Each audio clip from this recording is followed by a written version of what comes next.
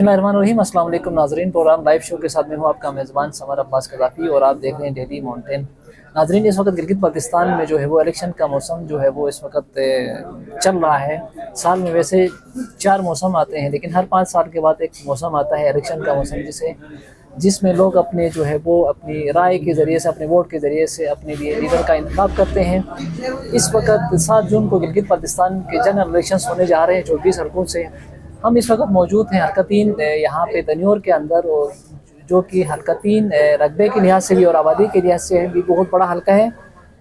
और हमारे साथ आज जो हमारे गेस्ट हैं अली अकबर बगोर साहब, जो कि कैंडिडेट है पाकिस्तान नज़रियाती पार्टी से, हल्का 3 से इलेक्शन कंटेस्ट कर रहे हैं गिलगित बल्तिस्तान असम्बली के। अपना अली अकबर बगोर साहब आपको अपने प्रोग्राम में खुशामदीद कहते हैं। यकीनन आपका जो पॉलिटिकल हम प्रोफाइल देखते हैं तो आप माजी करीब में जो है वो आप पीपल्स पार्टी के साथ आपकी इतनी बड़ी स्ट्रगल है, इतनी बड़ी कुर्बानियाँ हैं, उसको छोड़ के अचानक आप यहाँ पे पाकिस्तान नज़रियाती कौन सा पार्टी के उस प्लेटफॉर्म से आप इलेक्शन कंटेस्ट करने जा रहे हैं, इसकी क्या वजह हो सकती है? जी बिस्मिल्लाहिर्रहमानिर्रहीम। सबसे पहले तो मैं माउंटेन टीवी और जनाब समर अब्बास कज़ाफ़ी साहब उसकी पूरी टीम का शुक्रगुजार हूँ। इन दिनों यकीनन अपनी कीमती वक्त में टाइम निकाल कर या औकात में से टाइम निकाल कर हमारे यहाँ पे तशरीफ़ लाए। मैं आपका बहुत बहुत मशकूर हूँ। वेलकम। आप लोगों ने हमेशा से हमारे साथ इज़्ज़त बख्शी है और ताउन किया है। तो सबसे पहले तो आपका सवाल ये है कि मैं किसी पार्टी से पहले ताल्लुक़ रखता था, पाकिस्तान पीपल्स पार्टी, और मैं इससे मोहब्बत भी करता था क्योंकि एक नज़रिया था पाकिस्तान पीपल्स पार्टी के अंदर।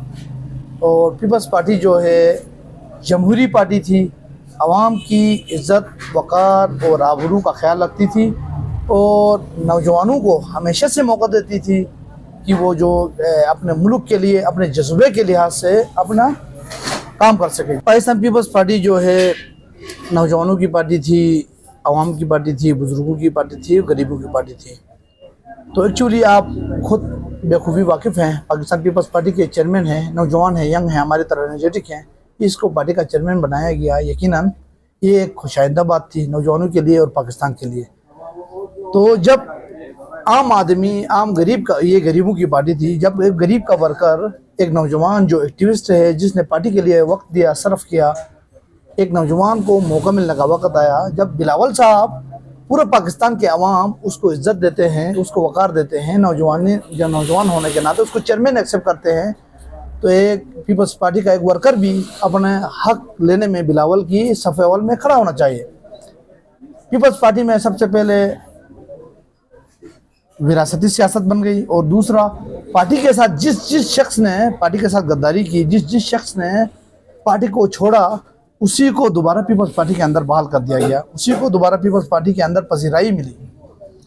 तो जिसकी सबूत जो है हमारे पीपल्स पार्टी के अंदर, हमारे अभी भी दोस्तों से रब्ते में हैं, वो सब भी कहते हैं कि बहुत अच्छा फैसला किया है। यकीनन 20 साल 25 साल जद्दोजहद के बाद एक पार्टी को छोड़ना बड़ा मुश्किल होता है, लेकिन मैं एक नौजवान होने के नाते मैं नौजवानों के लिए कुछ करना चाहता था, लेकिन पीपल्स पार्टी एक नौजवान को इसका हक नहीं दिया। जब एक नौजवान को कूजे में बंद करके विरासती सियासत वाले अपने अंडर में चलाना चाहते हैं, तो आज का नौजवान किसी की बात नहीं मानता। आज का नौजवान अपने इलाके के लिए, आज का नौजवान अपने मुल्क के लिए कुछ करना चाहता है। तो मैं भी अपने नौजवानों के लिए कुछ करना चाहता था। जो सर्कल के लोग हैं, जो विरासती लोग थे, जो पाकिस्तान पीपल्स पार्टी के अंदर, जिसने पिछले इलेक्शन में किसी भी पार्टी से सबसे ज़्यादा वोट लिया हो, उसको इलेक्टेबल के तौर पर आके जियालों के ऊपर मुसल्लत किया जाता था। अगर हम हमेशा के लिए जियाला बन के बैठ जाते, शायद अगली दफ़ा भी किसी इलेक्टेबल को पीपल पार्टी में लाते, और एक नौजवान जो जज्बे से अपनी खिदमत करना चाहता था, पार्टी उसको ऑन नहीं करेगी तो वो किधर जाएगा। तो ऑन होने के लिए मुझे बिलखुसूस मैं पूरे पाकिस्तान में, जैसे समर भाई आप बेखूबी वाकिफ़ हैं, हमने अमन के लिए भी गिलगित बल्तिस्तान की जमाने तालिब इल्मों से कराची से लेकर गिलगित बल्तिस्तान जद्दोजहद किया। जैसे कि गिलगित के अंदर दियामर रीजन में कुछ इलाके जो है दारेल है, तांगीर है, नो को एरिया समझा जाता था। तो आप खुद गवाह हैं, आपकी टीम के हमारा, हम दारेल तांगीर में 2012-13 में जब लोग डरते थे, उस वक्त ये दारेल के अवाम भी कहेंगे इतने मोहब्बत करने वाले लोग हैं, उसको नो को एरिया बना के, इनकी बेरोज़गार लोग ज़्यादा थे, लोग टूरिज्म वहाँ नहीं जाती थी। हमने उस कंसेप्ट को शिकस्त देने की उस वक्त से कोशिश की थी। हमारी एक जद्दोजहद होते होते 2026 आ गया, जब पीपल्स पार्टी ने हमें ऑन नहीं किया, जब पीपल्स पार्टी ने नौजवानों के जज्बात को नहीं समझा, जो वोट ज़्यादा लेगा या जो इलेक्टेबल हो गया उसी को लाके मुसलत किया, तो आज का जियाला किधर जाएगा? तो मुझे, मैं पार्टी का उम्मीदवार था, मुझे पार्टी का टिकट नहीं मिला। मैं अपने अवाम के लिए, नौजवानों के लिए कुछ करना चाहता था, जिसकी बेस पे मैंने पाकिस्तान पीपल्स पार्टी को छोड़ा। आज जिस पार्टी में मैंने ज्वाइन किया है वो भी एक नौजवान है, उनके भी नौजवानों के जैसे जज्बात हैं, तो मैं, इसने मुझे पार्टी के टिकट से नवाजा। तो मैं पार्टी के टिकट से, अवाम की ताकत से, अवाम की सोच से, नौजवानों की हिमायत से मैं अपने नौजवानों के लिए कुछ करना चाहता था। और मैं इस पार्टी का भी शुक्रगुजार हूँ। जितनी वफाकी पार्टियाँ गिलगित बल्तिस्तान में हैं, इनमें से किसी को भी मरकज लेवल पे कोई ओहदा नहीं दिया, मुझे मरकजी तर्जुमान बनाया। आपके गिलगित का बेटा, हल्का नंबर 3 का बेटा, पूरे पाकिस्तान में भी गिलगित बल्तिस्तान का नाम रोशन करने में, गिलगित बल्तिस्तान के लिए खिदमत करने में किरदार अदा कर सकता था। तो मैंने इस पार्टी को छोड़ने पर मजबूर हो गया। ये पीपल्स पार्टी वो भुट्टू और बेनज़ीर वाली पार्टी नहीं नजर आई। और बिलावल साहब ने कहा था नौजवानों को गिलगित बल्तिस्तान से आगे लाएंगे, लेकिन अनफॉर्चुनेटली यहाँ पे भी विरासती सियासत आगे करने की कोशिश की गई। तो हम तो पीपल पार्टी में थे ही इसलिए कि जमहूरियत को आगे लगे, जहाँ जमहूरियत नजर नहीं आई तो हमने छोड़ दिया। और ये पाकिस्तान नजरियाती पार्टी में आम नौजवान को भी खेलने का मौका था, तो हमने सो बिस्मिल्लाह किया। और मैं इस हल्के का कैंडिडेट हूँ और अल्हम्दुलिल्लाह मैंने पार्टी चेंज की, हफ्ता 10 दिन हो गया है। पूरे गिलगित बल्तिस्तान के नौजवान आज इस फैसले को सराहते हुए, क्योंकि मैंने कब्जा माफिया के खिलाफ आवाज़ उठाया था, मैंने जागीरदारों के खिलाफ आवाज़ उठाया था। मैं ये पैगाम देना चाहता था कि किसी गरीब का बेटा भी अगर टैलेंट रखता है एक फील्ड में, वो भी आगे निकले। कोई अगर अपनी ज़ात की जागीर समझेगा, वहाँ पे नौजवानों को मैं कहता हूँ कि आप किसी भी पार्टी में हैं, आपको दीवार से लगाने की कोशिश की तो आप बगावत करें, आप अपने हक के लिए लड़ें, आप जमहूरियत वहाँ पैदा करें। जमहूरी पार्टी में रहते हुए गैर जमहूरी रहना नहीं चाहता था, जिसकी वजह से मैंने पार्टी छोड़ा। आज मैं नौजवानों की सपोर्ट से हल्का नंबर 3 में 30 सालों से मुसल्लत जो चेहरे हैं, इनसे मुकाबला कर रहा हूँ। अल्हम्दुलिल्लाह मेरी कौम मेरे साथ है। मैं इंशाल्लाह हल्का नंबर 3 से नौजवानों की सपोर्ट से, और जो लोग कौमियत और इलाके बेस पे तकसीम करके मफादात दिलाना चाहते थे, तो मैंने ये आज बता दिया है कि किसी गरीब का बेटा भी अपनी खिदमत का जज्बा रखता है तो इनसे मुकाबला कर सकता है। आज नौजवानों ने मेरा साथ दिया और मैं अल्हम्दुलिल्लाह आज शुक्र हूँ। और मैं बताना चाहता हूँ, एक नौजवान हल्का नंबर 3 से अपनी सीट निकालेगा, आवाम की सपोर्ट से, लोगों की सपोर्ट से। हम किसी जागीरदाराना निज़ाम को कभी भी कबूल नहीं करेंगे। चाहे दे दो तब तक ये भी साथ चलेंगे। हम मत साबुश नहीं नहीं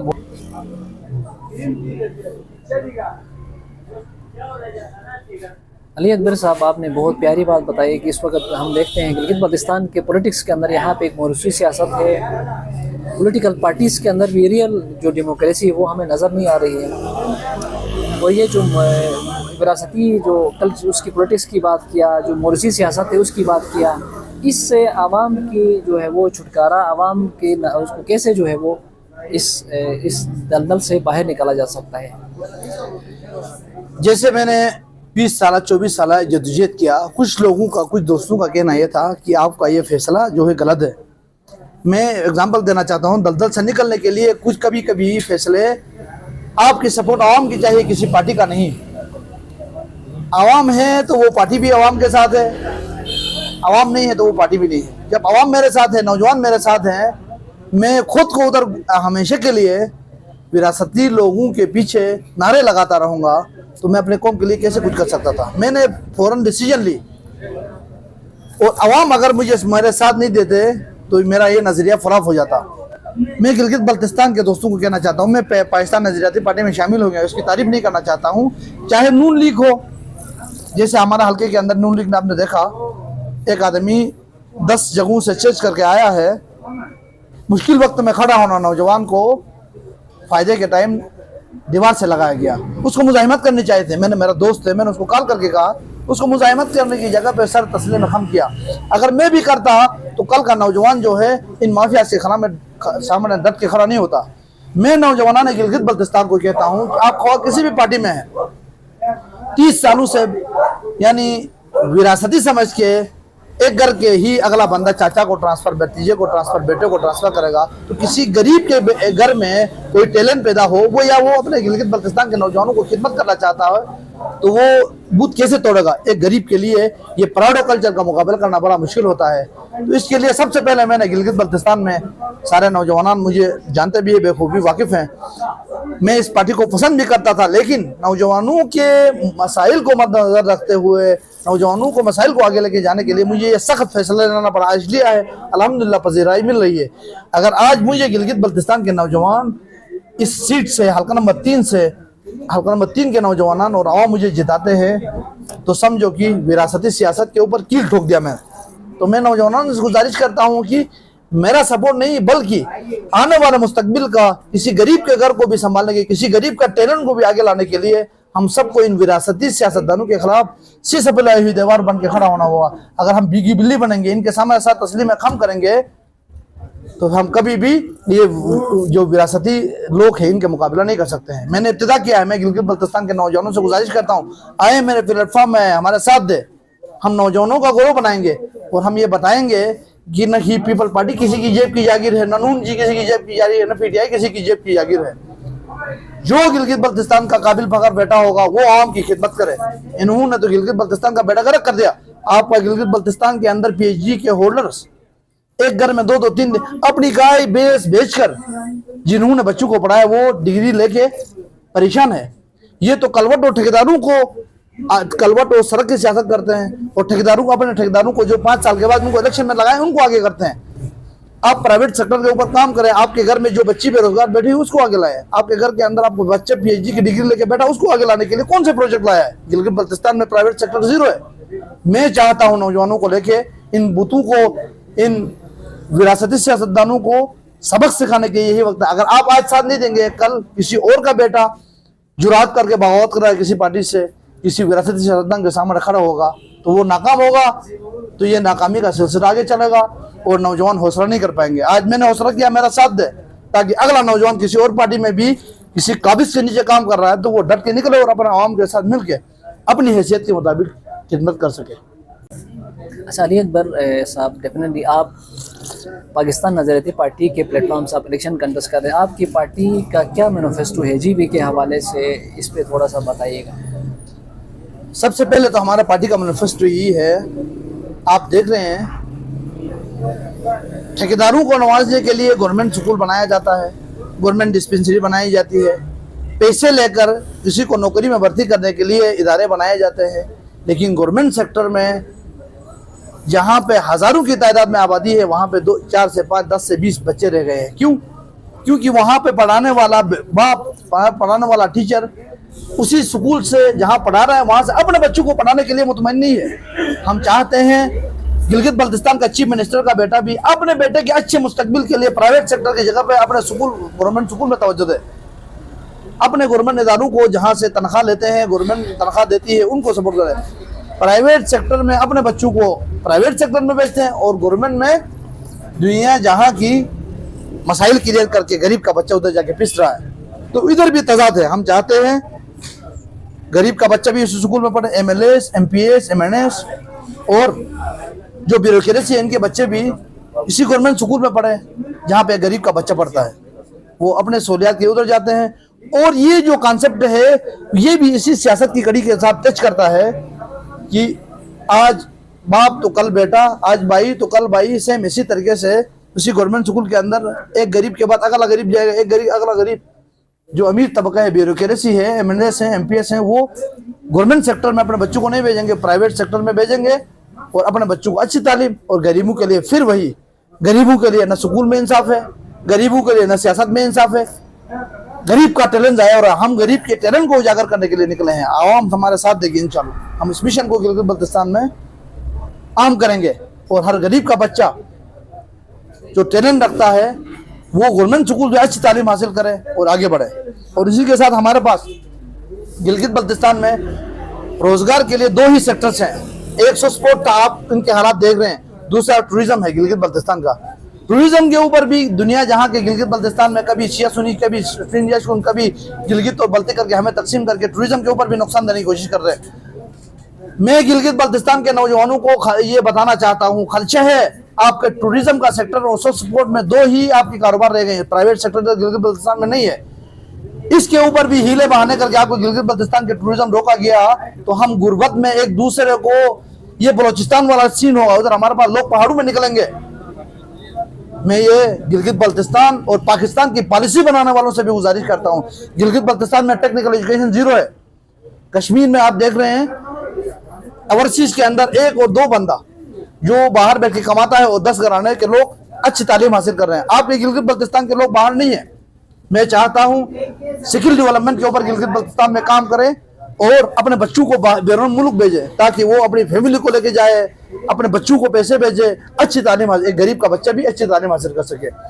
डिप्लोमे के ऊपर हम काम करेंगे, टेक्निकल एजुकेशन के ऊपर हम काम करेंगे। ये कलवट और सड़क बनाने के पीछे और अपने ठेकेदारों को मुनर करने के अलावा कुछ नहीं कर रहे हैं। नौजवान अगर साथ देंगे, हम प्राइवेट सेक्टर को भी इधर गिलगित में काम करेंगे, टूरिज्म को काम करेंगे और सस्पोर्ट में जो मसाइल है उनको भी हल करेंगे ताकि कारोबार के मौके हासिल। कब तक हम 2-2, 3-3 लाख रुपए मिनिस्टरों के पीछे जाएंगे एक नौकरी के लिए? अभी भी इन विरासती सियासतदानों को इसलिए वोट दिया जा रहा है कि कल मेरा बेटा कहीं गिरवनी में लग जाए। गुलामी की जहनियत से हमें निकलना होगा, इसके लिए हमें इन बुतों को तोड़ना होगा, विरासतों को खत्म करना पड़ेगा। आप हमें साथ दे दें, हमारे बाजू बने। इंशाअल्लाह हम गिलगित बल्तिस्तान में नौजवानों के रोजगार के मौके फराहम करेंगे। यहाँ पे जदीद दौर के मुताबिक सियासत करेंगे। 10 साल 5 साल के बाद मैं साइड हो जाऊंगा, मेरा भतीजा, मेरा बेटा, मेरा भाई ना आए।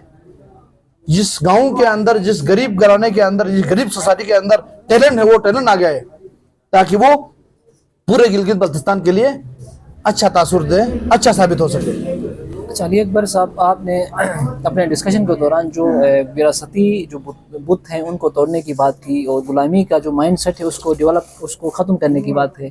इस हवाले से आपके पास क्या स्ट्रेटजी है कि आम मासिस है, जो पब्लिक है, उनको कैसे आप अवेयर करेंगे, क्या स्ट्रेटजी होगी? देखिए, मैंने अभी पहले भी जिक्र किया कि हमारे पास प्राइवेट सेक्टर नहीं है। गरीब का बच्चा आईटी टेक्निकल एजुकेशन के साथ साथ हम आईटी के सेक्टर से गिलगित बल्तिस्तान में लाएंगे तो घर में बैठे एक गरीब का नौजवान अपने टैलेंट को इस्तेमाल करते हुए पूरी दुनिया के ऊपर अपना लोहा मनवाएगा।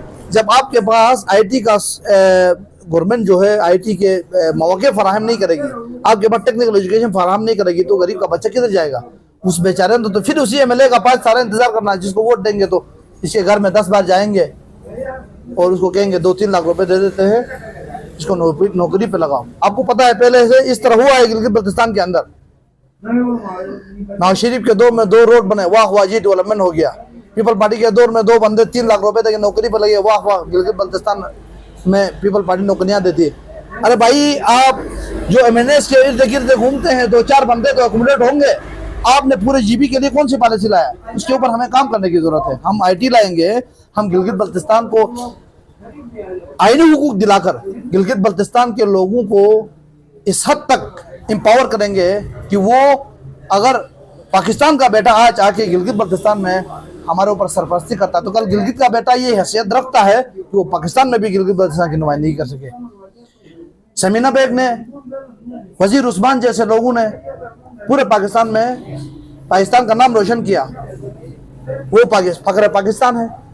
जब सियासत की बात आती है आप सेनेटर नहीं बन सकते हो, सियासत की बात आती है आप कौमी असेंबली के मेंबर नहीं बन सकते। क्यों भाई?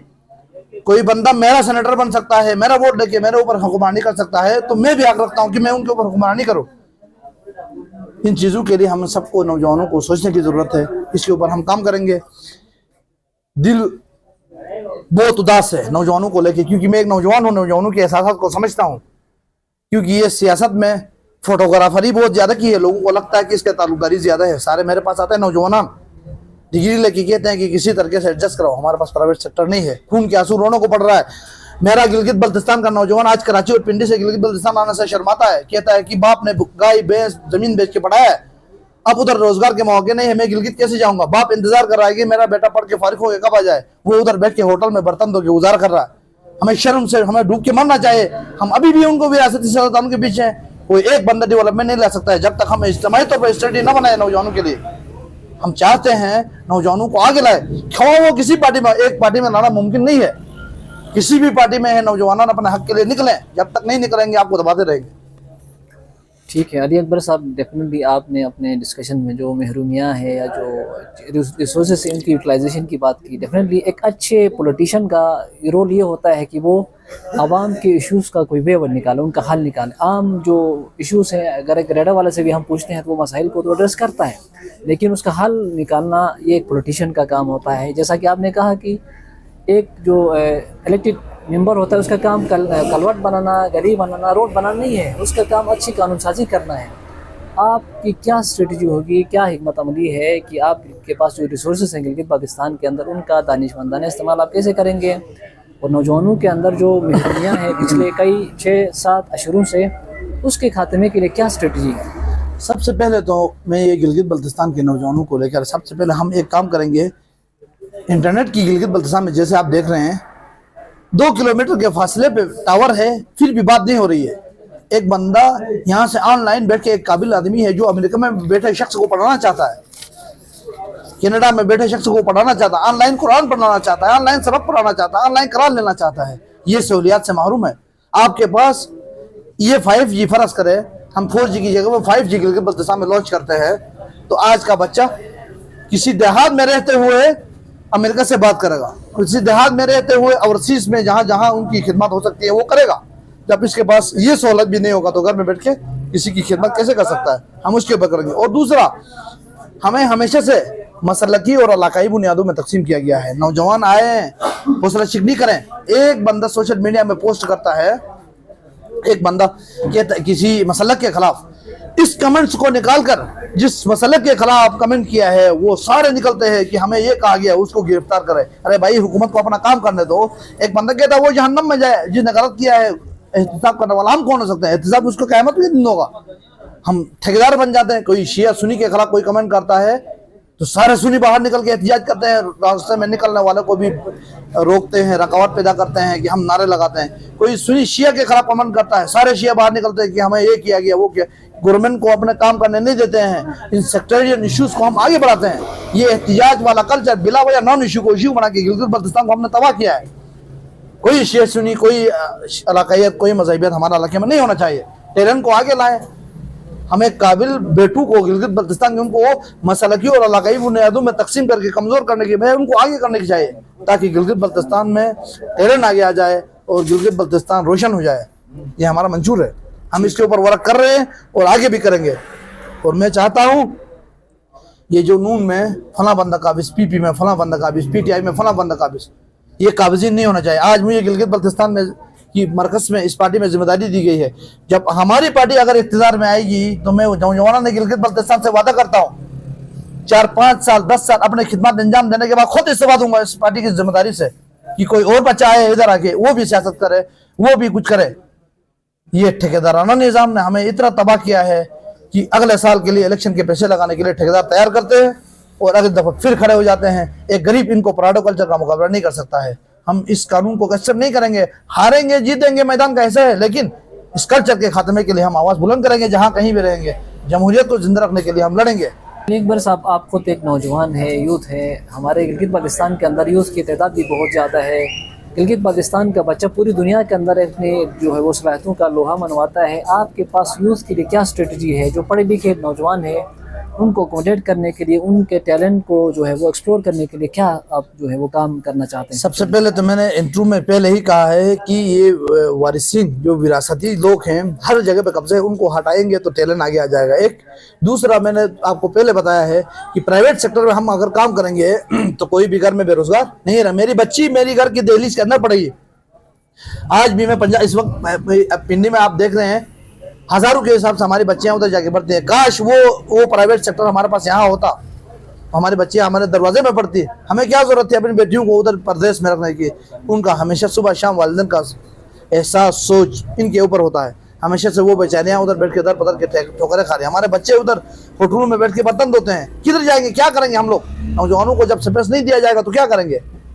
आखिर में इन लोगों ने निकल के पहाड़ों की तरफ रुख करना है। इससे निकालने के लिए मैं गवर्नमेंट ऑफ पाकिस्तान और गिलगित बल्तिस्तान के आला ओहदों पर रहने वालों से गुजारिश करता हूँ, आप टेक्निकल एजुकेशन को आम करें ताकि बेरोजगारी का खात्मा हो और लोग पहाड़ों पर चढ़ने से बच जाए।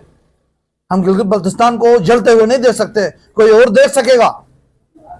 कोई और के पास गुंजाइश होगी जो 5 साल के लिए आता है, 5 महीने के लिए आता है। हम इधर धरती के बेटे हैं, हम अपने गिलगित बल्तिस्तान के फ्यूचर को जलने नहीं देंगे, जलता हुआ नहीं देख सकते जो हमें नजर आ रहा है। इसके लिए हम अपने हिस्से का दिया जलाएंगे। पॉलिटिशियन ये नारा लगा के आता है कि मैं आवाम की खिदमत करने के लिए जो है वो इलेक्शन में आ गया हूँ, आवाम आपको वोट क्यों दे दे? क्या आपकी गारंटी है कि आप जो है वो आवाम की खिदमत करेंगे? क्या आपके अंदर यूनिकनेस है? आप इस पे क्या कहेंगे? मैंने शुरू दिन से कहा है, शुरू से मैंने आपको ये बावर करने की कोशिश की है। इस वक्त गिलगित बल्तिस्तान में सबसे अहम मसला लोग पढ़कर एक अच्छी नौकरी, अच्छा इंसान बनने के लिए है। एक बंदा डिग्री लेके वापस आके इतनी दर बदर के ठेकोरे खाता है कि उसको बदतमीज भी बनना पड़ता है, उसको नशे भी करना पड़ता है। आज गिलगित बल्तिस्तान में मैं आपको एक बात बताता हूँ, चरस की सप्लाई हो रहा है गिलगित बल्तिस्तान के अंदर। मेरा नौजवान जल रहा है, आज का नौजवान। उनको ख़त्म कर कैसे किया जाता है? एक स्कूल के ग्राउंड में बच्चे खेल के अपना आप को, सेहत के लिए भी ज़रूरी है, इन एक्टिविटीज़ को आम करने की जगह पे गवर्नमेंट स्कूल में ताले लगाए जाते हैं। उधर अब गवर्नमेंट स्कूल के ग्राउंड्स में ताले लगाए जाते हैं, तो आपके पास अल्टरनेट क्या होना चाहिए? अल्टरनेट आपके पास ऐसा सोल्यूशन होना चाहिए, ऐसे ग्राउंड होना चाहिए जो नौजवान, लाजिमी नहीं है कि हर सारे के सारे इस सियासत के दलदल में आ जाए। एक बच्चा स्पोर्ट्स के ऊपर महारत रखता है, जिस तरह उस्मान नजीर बॉक्सिंग में करता था, पूरा पाकिस्तान का नाम रोशन किया। मैं चाहता हूं गिलगित बल्तिस्तान के बच्चों के लिए ग्राउंड्स हो जो क्रिकेट में भी, फुटबॉल में भी, वॉलीबॉल में भी गिलगित बल्तिस्तान का, पाकिस्तान का नाम रोशन करे। हमारे पास टैलेंट है, टैलेंट को जाया किया जा रहा है। और हमारे पास माइनिंग का सेक्टर है। कुछ पार्टियां 4-4, 5-5, 10-10 करोड़ रुपए पार्टियों से लिया है। आपकी पार्टियों का सौदा कर रही है, क्यों दे रहे हो उनको वोट? आप उनको वोट देंगे, सौदा करने वालों को वोट दे देंगे, आपका पहाड़ भी बिक जाए, फिर निकलोगे रोड पे, फिर रोजगार के लिए निकलोगे। ये कुछ गलतियां हमारी अपनी है, इसको हमें अवेयर करने की जरूरत है, हमें समझने की जरूरत है आगे वाले नस्लों को। हमारे पास ग्राउंड से होगा, सेहत के लिए अच्छी चीज़ें होंगी, लोग लड़के नशों की तरफ नहीं जाएंगे। अब एक बंदे के पास ग्राउंड भी ना हो, तालीम, आला तालीम हासिल करने के बाद प्राइवेट सेक्टर में काम करने का जगह भी ना हो, एक MPA के पास 3 लाख 5 लाख रुपए रिश्वत देने के लिए पैसा भी ना हो, उसने अपनी जमीन बेच के पढ़ा है, काबिल होकर पढ़ा है, मेहनत से पढ़ा है, वो किधर जाएगा? उसके लिए कौन सोचेगा? हम इन सब चीज़ों के ऊपर कंसिडर करेंगे। अगर आवाम हम पे एतमाद करती है, हमारा साथ देती है, तो हम गिलगित बल्तिस्तान के नौजवानों को, अपने आवाम को मायूस कभी भी नहीं करेंगे। एक बाप को, बुजुर्ग बाप को अपने नौजवान काबिल बेटे के लिए किसी अनपढ़ सियासतदान के दरवाजे पे जाना न पड़े। वो अपने बेटा उसके घर में दिल्ली के अंदर बैठ के अपना टैलेंट को पूरे पाकिस्तान में, दुनिया में मनवाए और अपने वालिदैन की भी खिदमत करे। नौजवानों की सारी चीज़ों को, बातों को, गपशप को देखते हुए खून के आंसू रोना पड़ता है। मैं बेजाते खुद पूरे पाकिस्तान में जगह जगह धक्के खाया, हर जगह पे मेहनत की। दूसरे इलाकों में है, प्राइवेट सेक्टर में काम करने का है, बिजनेसेस भी है। आपके गिलगित बल्तिस्तान के नौजवान के लिए, जिसकी 10 मरले की ज़मीन थी, वो भी बेचा है अपने बेटे को पढ़ाने के लिए, क्योंकि वो काबिल था। जब मैट्रिक कर रहा था, इंटर कर रहा था, अच्छा बच्चा है, कल पढ़ के आगे CSS करेगा, कल पढ़ के आगे वो करेगा। अगर आला ओहदों पर भी सिफारिशात कल्चर लाएंगे, उनको रिश्वत के बुनियाद पर आगे लाएंगे, तो गरीब का बच्चा ज़मीन भी बेचे, बच्चे को पढ़ा के काबिल भी होगी। इसका क्या कसूर है? वो खुद हम उसको बुरी जगह की तरफ धकेल रहे हैं। इन सब चीज़ों के ऊपर हमें नौजवान को अगर एकोमोडेट करेंगे, हमारा फ्यूचर भी ठीक है और हमारे जो बुजुर्ग हैं वो भी सुकून से रहेंगे। अगर हमारा नौजवान सेफ नहीं है, हमारे नौजवान नस्ल सेफ नहीं है, तो हमारा मुस्तकबिल भी सेफ नहीं है। हम इसके लिए काम करेंगे। बहुत शुक्रिया अली अकबर साहब आपके टाइम का। नाजरीन, लास्ट में इस मैसेज के साथ, यकीनन आवाम के पास जो वोट की ताकत होती है, वोट की जो पर्ची होती है, उसमें बहुत बड़ी ताकत है। आप अपने जो है वो ज़मीर का जो है वो सोच समझ के उसका फ़ैसला करें।